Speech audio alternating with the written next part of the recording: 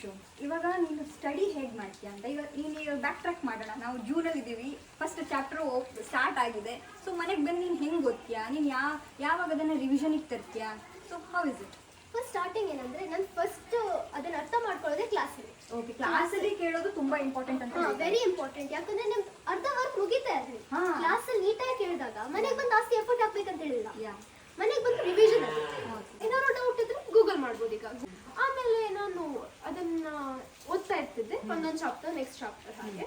ಆಮೇಲೆ ನಮ್ಗೆ exam every month ನಮ್ಗೆ ಒಂದು ಎಕ್ಸಾಮ್ ಅದು ನಮ್ಗೆ ಇಂಟರ್ನಲ್ಸ್ ತುಂಬಾ ಇಂಪಾರ್ಟೆಂಟ್. ಆಮೇಲೆ ಆ ಎಕ್ಸಾಮಿಗೆ ಒಂದು 15 days ಅಥವಾ ಒಂದು ವಾರದಿಂದ ಟೈಮ್ ಟೇಬಲ್ ಬಂದಾಗಲೇ ನಾನು ಒಂದು ರಿವಿಷನ್ ಟೈಮ್ ಟೇಬಲ್ ಪ್ರಿಪೇರ್ ಮಾಡ್ತಿದ್ದೆ. ಓ, ಅದಕ್ಕೆ ನೀನು ಅಂದರೆ ದಿನಕ್ಕೂ ಅವಳು ಪ್ರಿಪೇರ್ ಆಗ್ತಿರೋದ್ರಿಂದ ಮಂತ್ಲಿ ಎಕ್ಸಾಮಿನ ಟೈಮ್ ಟೇಬಲ್ ಬರೋದ್ರೊಳಗೆ ಅವಳದು ಪ್ರಿಪ್ರೇಷನ್ ಆಗ್ತಿತ್ತು. Because she is going ಪ್ಯಾರಲಲಿ with the school.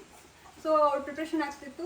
So 15 days ಮುಂಚೆನೇ ರಿವಿಷನಿಗೆ ಸ್ಟಾರ್ಟ್ ಮಾಡಿಬಿಡ್ತಿದ್ಲು ಅವಳು. ಹೌದು, ಯಾಕಂದ್ರೆ ರಿವಿಷನ್ ಇಂಪಾರ್ಟೆಂಟ್. ಅಂದ್ರೆ ರಿವಿಷನ್ ಇಲ್ಲದೆ ನೀವು ಒಂದ್ಸತಿ ಓದಿ ಬಿಟ್ಟರೆ ಮತ್ತೆ ನೆನಪಿರುವುದಿಲ್ಲ ಎಕ್ಸಾಮ್ ಟೈಮಲ್ಲಿ.